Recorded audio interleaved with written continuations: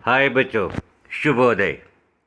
हमारे Saint Joseph's PU college Vijayapur Hindi विभाग के मैं डॉक्टर सुनील वासुदेव पड़सालीमणि आप सभी को हिंदी कक्षा में हार्दिक स्वागत करता हूं। तो बच्चों, आज हम लोग आधुनिक कविता की ओर अध्ययन करने जा रहे हैं, जो आपके पाठ्यक्रम में तीसरा सोपान जो है आधुनिक कविता। जो सबसे पहले आधुनिक कविता में हमें हिंदी साहित्य के सर्वश्रेष्ठ कवयित्री ज्ञानपीठ पुरस्कृत महादेवी वर्मा जी का कविता जो है अधिकार कविता रखा गया है। तो इस अधिकार कविता का अध्ययन करने से पहले हम कवयित्री ज्ञानपीठ पुरस्कृत महादेवी वर्मा जी का संक्षिप्त परिचय देखेंगे। आप अपने मोबाइल के पर्दे पर महादेवी वर्मा जी का भावचित्र देख रहे हैं। यही है जो ज्ञानपीठ पुरस्कृत और हिंदी साहित्य के सर्वश्रेष्ठ कवयित्री। इनका जन्म जो है 20 मार्च 1907 में हुआ और इनका निधन जो है 11 सितंबर 1987 को हुआ। आप अपने मोबाइल के पर्दे पर देख सकते हैं कि यही है जो हिंदी के सर्वश्रेष्ठ कवयित्री महादेवी वर्मा जी है। तो चलिए आज इनके द्वारा रचित अधिकार कविता पढ़ने से पहले इनकी संक्षिप्त परिचय के बारे में, इनका जीवन परिचय के बारे में अध्ययन करेंगे। ये रहा आपके मोबाइल के पर्दे पर उनका संक्षिप्त परिचय। ध्यान दीजिएगा बच्चों। देखिए, बहुमुखी प्रतिभा संपन्न एवं छायावादी कवयित्री महादेवी वर्मा का जन्म 1907 में फारुखाबाद यानी कि उत्तर प्रदेश में हुआ। इनका जन्म जो है उत्तर प्रदेश के फारुखाबाद में हुआ।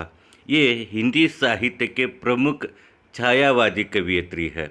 हिंदी साहित्य में छायावाद, हालावाद, प्रगतिवाद ऐसे बहुत सारे वाद जो है, उनमें से छायावाद की प्रमुख कवयित्री महादेवी वर्मा जी को माना जाता है।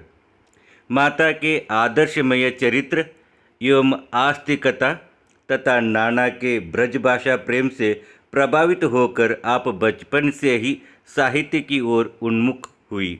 देखिए, माता जी की जो मार्गदर्शन से, जो आदर्शमय उनका चरित्र, उनका मार्गदर्शन और उनकी आस्तिकता के कारण और ताता का और उनका नाना जो थे वे ब्रजभाषा के बहुत बड़े पंडित थे। इन दोनों के प्रभाव के कारण से ही वे बचपन से ही साहित्य के क्षेत्र में उन्मुक्त हुई, यानी कि बचपन से ही साहित्य से जुड़ी कविता कहानियाँ लिखने का आरंभ कर दिए हैं।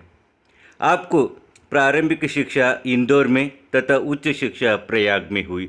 इनकी प्राथमिक शिक्षा जो है इंदौर में और उच्च शिक्षा जो है प्रयाग में इनका शिक्षा होता है।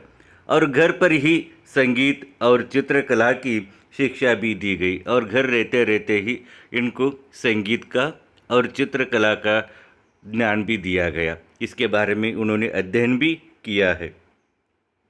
प्रयाग विश्वविद्यालय से एमए यानी कि संस्कृत के उपरांत इन्होंने संस्कृत में एमए की उपाधि हासिल करने के बाद उपरांत महिला विद्यापीठ प्रयाग में प्राचार्य के पद पर नियुक्त हुई। उसके बाद यानी कि संस्कृत में एमए प्राप्त करने के बाद प्रयाग के महिला विद्यापीठ में हिंदी संस्कृत के प्राचार्य के रूप में कार्य करने के लिए आरंभ कर दिए।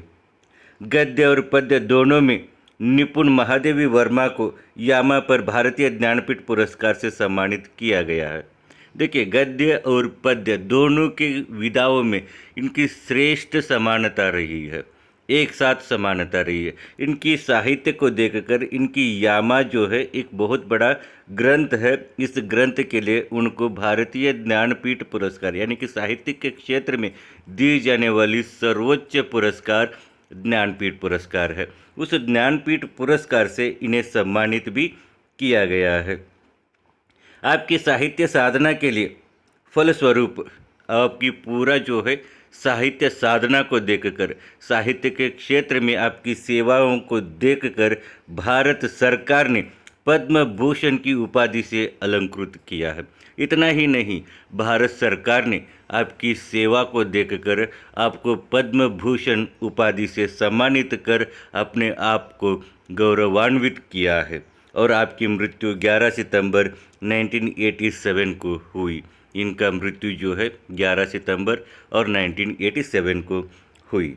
इनके प्रमुख काव्यों के बारे में, इनकी रचनाओं के बारे में अगर जिक्र किया जाए, पहले इनकी काव्य ग्रंथ जो है निहार, रश्मि, नीरजा, संध्या गीत, दीपशिखा आदि इनकी प्रमुख काव्य ग्रंथ है।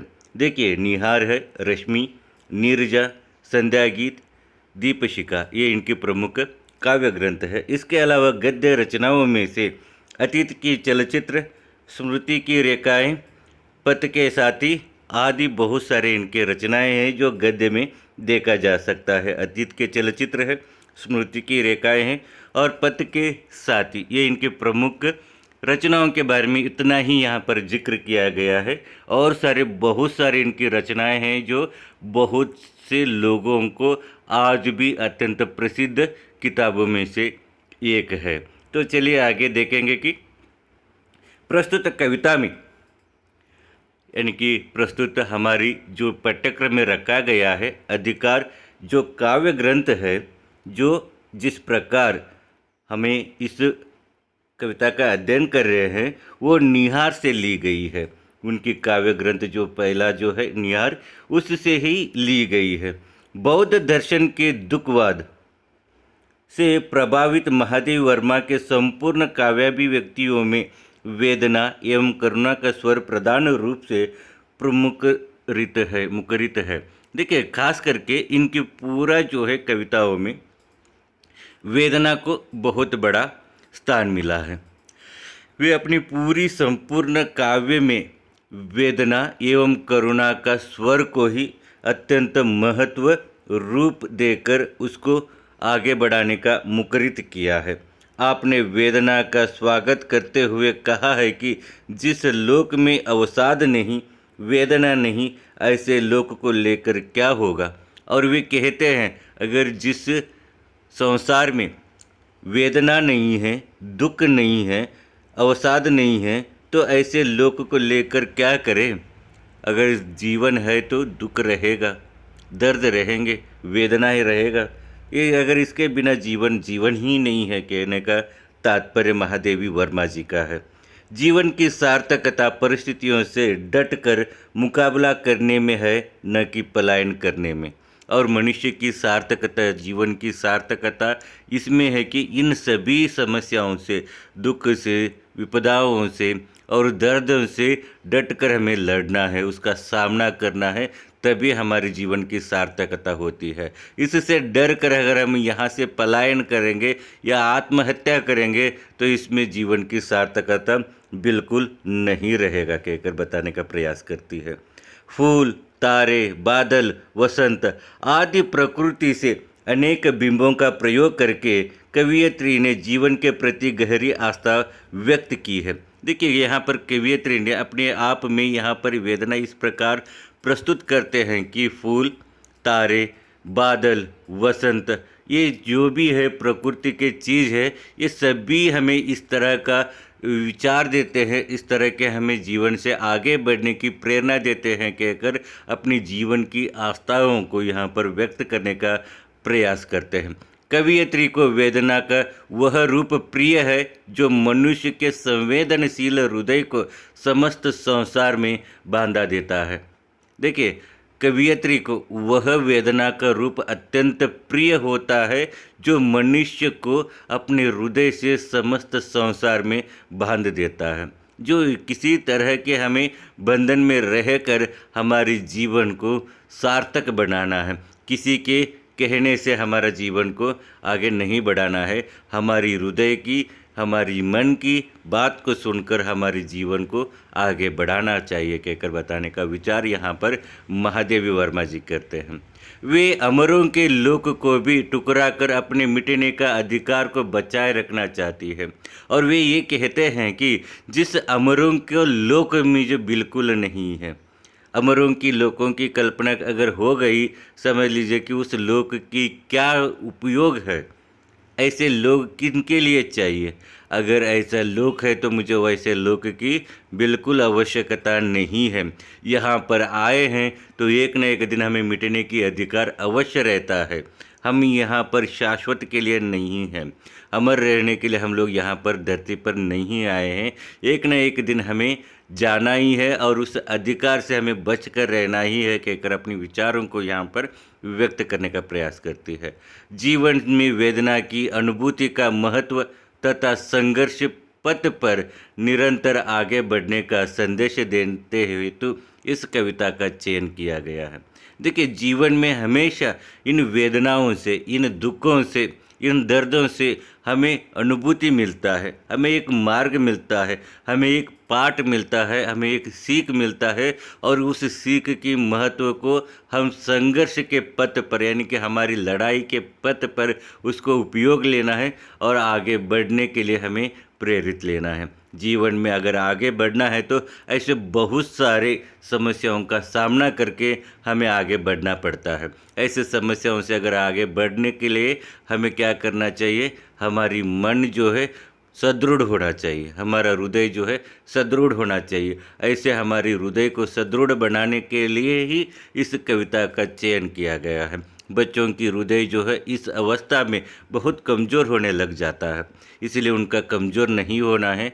हमें इस धरती पर आने के बाद कुछ न कुछ करके जाना है, ऐसे उनको संदेश देने के हेतु इस कविता का चयन किया गया है। तो ये रहा हिंदी साहित्य के सर्वश्रेष्ठ कवियत्री, छायावाद की प्रमुख कवियत्री, ज्ञानपीठ पुरस्कृत महिला साहित्यकार जो है महादेवी वर्मा जी का संक्षिप्त परिचय रहा। ऐसे महादेवी वर्मा जी जो है उनकी प्रमुख रचनाओं के द्वारा अनेक पाठकों के अत्यंत लोकप्रिय साहित्यकारों में से एक रही है। महादेवी वर्मा जी बहुत सारे अपने शिष्यों से, अपने मित्रों से ये कहते हैं कि साहित्य के प्रति अगर आप अपना सच्चे मन से उसका अनुसरण करेंगे, साहित्य कभी आपका नहीं पीछा छोड़ेगा, आपको आगे लेके जाएगा और वे खुद आगे नहीं बल्कि लोगों को भी जीवन के पथ पर आगे लेने का प्रयास किए हैं। ऐसे महान साहित्यकार की कविता जो है आज हम पढ़ने जा रहे हैं। उनकी कविता जो है अधिकार, इस अधिकार कविता में उन्होंने क्या कहने का विचार किया है? इस कविता में ऐसी कौन सी विषय है जो कवियत्री को हमारे तक पहुंचाने के लिए मजबूर होना पड़ा? इन सब बातों के बारे में कल के कक्षा में उनकी कविता का अध्ययन करते हुए हम देखेंगे। तो आज उनके बारे में, उनका जीवन, उनका शिक्षा, उनको द्वारा मिले गए सम्मान, पुरस्कार और उनकी प्रमुख कृतियों के बारे में हमने अध्ययन किया। तो कल के कक्षा में उनके द्वारा रचित अधिकार कविता का अध्ययन करेंगे। आज इस कक्षा में जुड़े रहने के लिए सभी को बहुत बहुत धन्यवाद। कल के कक्षा में फिर मिलेंगे। सभी को बहुत बहुत धन्यवाद।